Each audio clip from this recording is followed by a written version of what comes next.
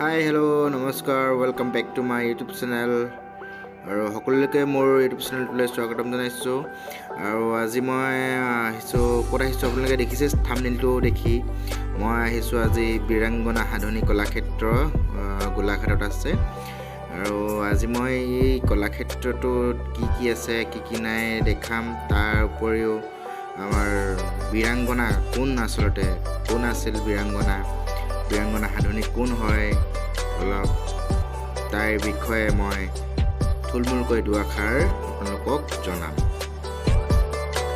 এয়া আপোনালোকে দেখি আছে আমাৰ অসমীয়া কলাকৃষ্টিৰ বিহু ডান্স আৰু এনেকৈ ধৰণৰ সত্ৰীয়া ডান্স এইবোৰে আমাৰ এই ৱালত পেইণ্টিং কৰি আমাৰ সংস্কৃতিটো দাঙি ধৰিছে। আৰু আপোনালোকে ভিডিঅ'টো আগলৈকে চাই থাকক। মই কি দেখাওঁ কি নেদেখাওঁ ভালকৈ চাই থাকিব। আৰু এই সতী সাধিনীৰ ওপৰত দুআষাৰ ক'বলৈ ওলাইছোঁ। কিবা যদি ভুল হয় শুধৰাই দিব বুলি আশা থাকিল। আমাৰ অসম আৰু অসমীয়া নাৰী সমগ্ৰ বিশ্বতে ইয়াৰ এক সুকীয়া ইতিহাস আছে। সেইটো আপোনালোকে সকলোৱে জানে। আমাৰ অসমৰ বহু মহিয়সী নাৰী আমাৰ যেনে মূলা গাভৰু, কনকলতা আদি অসমৰ যোনবোৰ মহিয়সী নাৰী তেওঁলোকে আমাৰ বিশ্বৰ কল্যাণৰ হকে তেখেতলোকে এক বিশিষ্ট ভূমিকা পালন কৰি আহিছে। আৰু তেনে এক আমাৰ মহিয়সী নাৰী হ'ল সতী সাধিনী। সতী সাধিনীৰ জন্ম হয় 21 এপ্ৰিল 1524 খ্ৰীষ্টাব্দত। অষ্টমজন চুতীয়া ৰজাৰ কোনো সতী সন্ততি নাছিল আৰু তেখেতে কোনো সতী সন্ততি নথকাৰ বাবে বহুত সাধনা কৰি অৱশেষত এটি কন্যা সন্তান লাভ কৰিবলৈ সক্ষম হয়। আৰু এই কন্যা সন্তানটি বহুত সাধন কৰি পোৱাৰ ফলত তাইৰ নামটো ৰাখিলে সতী সাধিনী। শিক্ষাই দীক্ষাই উপযুক্ত কৰি তুলি ৰজাই নিজৰ যি কাৰণে উপযুক্ত দৰা সন্ধানত নামিল। এদিন ৰজাই ফুৰিবলৈ যাওঁতে পাল হ'বলীয়া মৈদানৰ ওপৰত এটা কেৰ্কেটুৱা বগাই থকা দেখিল।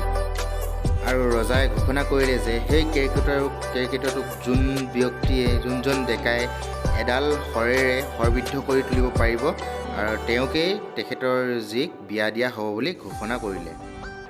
আৰু এদিন ৰজাই মন্ত্ৰী পৰিষদৰ লগত আলোচনা কৰি স্বয়ম্বৰৰ দিন ধাৰ্য কৰিলে। সকলোকে আচৰিত কৰি এটি সাধাৰণ পৰিয়ালৰ ল'ৰা নিতাই ৰজাৰ চৰ্ত সম্পূৰ্ণ কৰিলে আৰু ৰজাইও সোনকালে স্বয়ম্বৰ পাতিলে।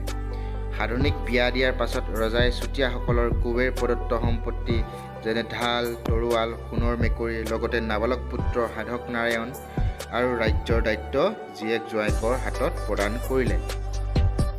আৰু জীয়েক জোঁৱায়েকৰ হাতত ৰাজ্যৰ ভাৰ প্ৰদান কৰি ৰজাই ৰাণীৰ সৈতে সন্ন্যাস গ্ৰহণ কৰিবলৈ গুচি গ'ল। সিংহাসনত আৰোহণ কৰি নিতাই নীতিপাল নাম লয়। নীতিপাল যিহেতু এটি সাধাৰণ পৰিয়ালৰ ল'ৰা আছিল, গতিকে ৰাজকাৰ্য চলোৱাৰ বিশেষ জ্ঞান নাছিল। গতিকে এনে এক দুৰ্বলতাৰ সুযোগ লৈ আহোম ৰজা চহুং-মহুং দিহিঙীয়াই সেই সময়ত চুতীয়া ৰাজ্য আক্ৰমণ কৰে। আক্ৰমণত চুতীয়া ৰজা পৰাজয় বৰণ কৰি সৈন্য সামন্ত লৈ চন্দনগিৰি পৰ্বতত আশ্ৰয় লয়। কিন্তু তাত গৈও আহোম ৰজাই আক্ৰমণ কৰিলে। কিন্তু এই যুদ্ধত আহোম ৰজাই সফল হ'ব নোৱাৰিলে। ৰাণী সতী সাধিনীয়ে এক নাৰী সৈন্য বাহিনী গঠন কৰি এই নাৰী সৈন্যৰ লগত ধনু কাঁড় যাঠি লৈ শেষ মুহূৰ্তলৈকে যুদ্ধ কৰি আহোমসকলক ভেটা দিবলৈ চেষ্টা কৰে। সাধিনীৰ এই নাৰী বাহিনী আছিল বিশ্বৰ প্ৰথমটো নাৰী বাহিনী। নাৰী বাহিনীৰ এই দুৰ্দান্ত আক্ৰমণৰ বাবে আহোমসকলে চুতীয়াসকলক বলে নোৱাৰি চলনাৰ আশ্ৰয় লয় আৰু এই চলনাৰ যুদ্ধ কৰি নীতিপালক বধ কৰে। আহোমসকলে সাধিনীক চুতীয়াসকলৰ অমূল্য সম্পদবোৰৰ সৈতে আত্মসমৰ্পণ কৰিবলৈ আহ্বান জনায় আৰু সতী সাধিনীক ৰাজৰাণী পতা হ'ব বুলিও কৈছিল। কিন্তু এই সকলোবোৰ আওকাণ কৰি নিজৰ দেশ আৰু জাতিৰ সন্মান লাঘৱ নকৰাকৈ ৰাজ সম্পদ লৈ সতী সাধিনীয়ে পৰ্বতৰ ওপৰৰ পৰা পৰি নিজকে আত্মহত্যা দিয়ে। স্বজাতিৰ বাবে সাধিনীয়ে কৰা এই আত্মত্যাগ সমগ্ৰ জাতিৰ বাবে গৌৰৱৰ স্থল হৈ থাকিল। এয়াই আছিল সতীসাধিনীৰ ওপৰত এটি চমু বক্তব্য দাঙি ধৰিলোঁ। কেনেকুৱা পালে আপোনালোকে জনাব। আৰু আমি আহি প্ৰায় গোটেই এক পাক ঘূৰিলোৱেই। এইবোৰ ধুনীয়া ধুনীয়া ইয়াত খেলা হেৰি আছে। ইয়াত আপোনালোকে উঠি যাব পাৰে ওপৰত এনেকৈ। মই উঠি যাম এতিয়া, কিন্তু পিছল হয়। ইয়াত উঠোঁতে অলপ সাৱধান হৈ উঠিব লাগে।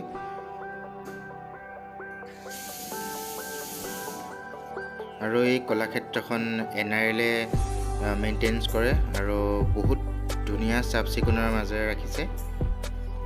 এয়া আপোনালোকে দেখিছে ৰথৰ ওপৰত। আজি ইয়ালৈ আহি খুবেই ভাল লাগিছে মনটো, কিয়নো ইমান ধুনীয়া এটা জেগা আহি চাইছোঁ। ইমান ধুনীয়া ধুনীয়া বস্তু আছে, খেলিবলৈ আছে ইয়াত। কেণ্টিনৰ পৰা ধৰি চব আছে।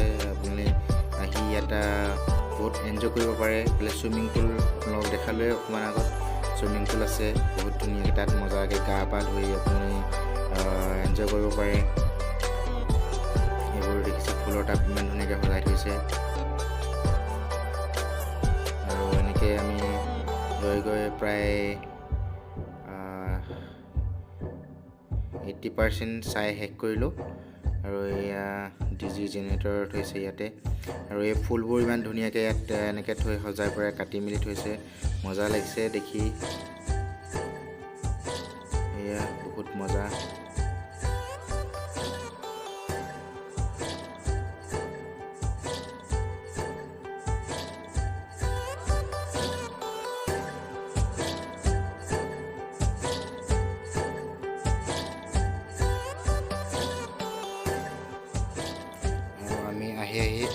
এয়া পালোহি অসম চৰকাৰৰ সাংস্কৃতিক সঞ্চালকালয়। ইয়াতে কিছুমান অসমৰ সংস্কৃতিৰ পৰম্পৰাগত বস্তু সাঁচি ৰখা হৈছে। আৰু ইয়াত চাব নোৱাৰি, ইয়াত তলালক কৰি থোৱা আছে। আৰু আমি এয়া গৈ গৈ বৰ্তমান শেষেই হ'ব হৈ গ'ল। আৰু মোৰ আগত এয়া পাৰ্থ, তাক ধন্যবাদ জনাইছোঁ মোৰ লগত আহি দিয়াৰ কাৰণে আজি এই ভিডিঅ'টো বনাবলৈ। আপোনালোকে দেখি আছে যে সেই মূৰ্তিকেইটা, সেয়াই হৈছে আমাৰ বীৰাংগনা সতীসাধিনী। আপোনালোকক ফ্ৰণ্টৰ পৰা দেখাই আছোঁ অকণমান পাছতে। আৰু ভিডিঅ'টো চাই কেনেকুৱা লাগিলে আপোনালোকে জনাব কমেণ্ট কৰি।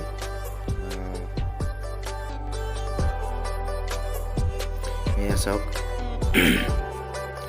আমাৰ বীৰাংগনা সতীসাধিনী মূৰ্তি এনেকৈ ধৰণে সজাই থোৱা আছে। আৰু সকলোলৈকে ধন্যবাদ জনাই মোৰ ভিডিঅ'টো আজি ইমানতে সমাপ্ত কৰিছোঁ। যদি ভিডিঅ'টো ভাল লাগিলে লাইক, কমেণ্ট, শ্বেয়াৰ আৰু ছাবস্ক্ৰাইব কৰি দিবলৈ নাপাহৰিব। Thank U.